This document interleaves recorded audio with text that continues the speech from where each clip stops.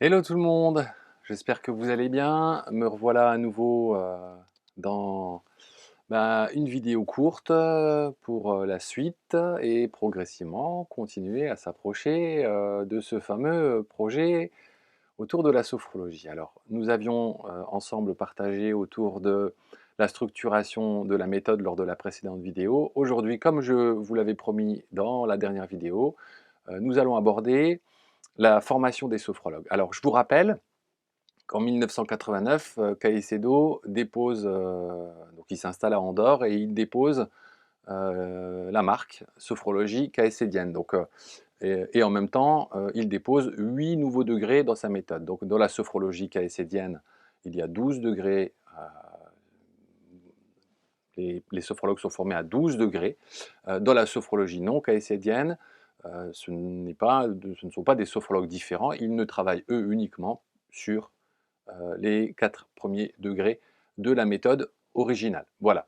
Ensuite, de 1990 à nos jours, des sophrologues ont été formés. Alors, bien évidemment, il y en a qui ont été formés auparavant, mais puisque c'était dans le domaine médical, des médecins se formaient à la sophrologie. Donc, Caicedo a formé des médecins à la sophrologie, qui eux-mêmes ont formé d'autres médecins à la sophrologie, etc. Donc, c'était de la formation par expérimentation. D'accord ? Il n'y avait pas forcément de processus pédagogique derrière. Chacun formé en fonction de sa sensibilité, etc.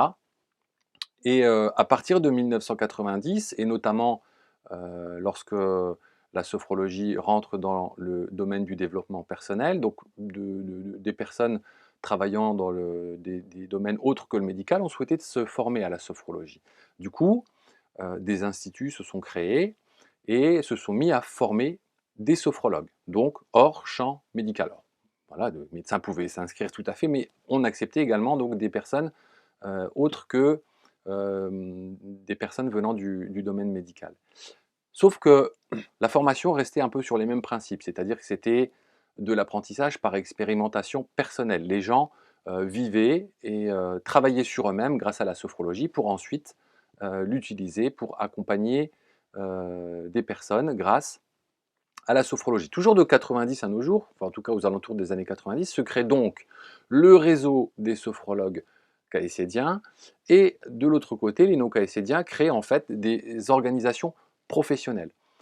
Et à partir de 2004, donc toute cette période-là, la formation est une formation par expérimentation, donc les gens viennent, réalisent de la sophro sur eux-mêmes, travaillent au développement personnel sur leur propre personne et ensuite utilisent cette méthode pour accompagner des gens ayant besoin de la sophrologie. À partir de 2004, apparaissent les formations, la première formation professionnalisante, c'est-à-dire qu'on on ne va plus former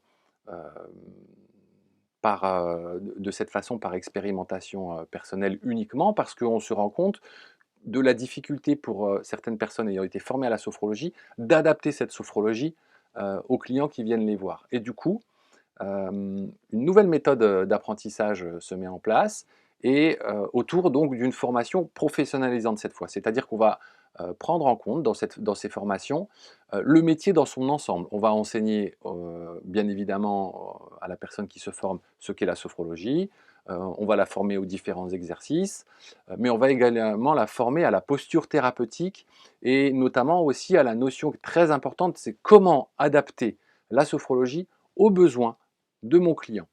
Voilà. Donc, vous vous retrouvez aujourd'hui avec deux façons de former, des formations par expérimentation personnelle.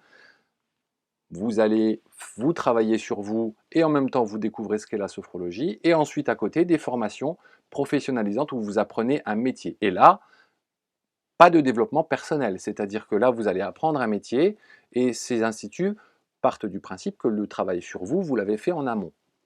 Alors, il ne s'agit pas de dire l'une est bien, l'autre est pas bien. Amusez-vous à taper sur Google formation pour sophrologue. Il y a des débats sur la durée d'une formation, sur comment se former. Donc voilà. Je pars du principe que nous sommes tous sophrologues et à dénigrer tel sophrologue et tel autre sophrologue, c'est pas ce que je vise, que je vais dénigrer, c'est la sophrologie et notamment le métier dans son ensemble. Donc moi, je reste en dehors de ces querelles de clochers, d'accord? Il peut y avoir de très bons sophrologues formés à un métier et de très bons sophrologues formés par expérimentation personnelle. Le problème n'est pas là. Par contre, effectivement, il va y avoir des avantages et des inconvénients. Quelqu'un qui a été formé par expérimentation personnelle a travaillé sur lui, donc il est censé aller mieux et il est censé vous accompagner mieux. D'accord? À l'inverse, peut-être qu'il va avoir du mal à adapter la sophrologie au client. Sur l'autre formation, l'autre façon de former, formation professionnalisante, vous allez avoir des personnes compétentes dans l'accueil du client, dans la mise en place d'un protocole qui lui correspond. Par contre, vous pouvez vous retrouver avec des gens qui ont eux-mêmes des difficultés dans leur vie, des casseroles aux pieds parce qu'ils n'ont pas travaillé sur eux. Donc voilà, il n'y a pas de bonne ou de mauvaise façon de former un sophrologue, il y a différentes façons et là-dessus, je vous laisse vous faire votre propre opinion et je vous remercie de m'avoir écouté. Je vous dis à très bientôt où cette fois je vous donnerai des éléments autour des moyens qu'utilise la sophrologie et des principes sur lesquels elle s'appuie pour permettre aux personnes d'avancer vers leur objectif. Merci à toutes et à tous de m'avoir regardé et écouté et je vous dis à très bientôt. Bye bye.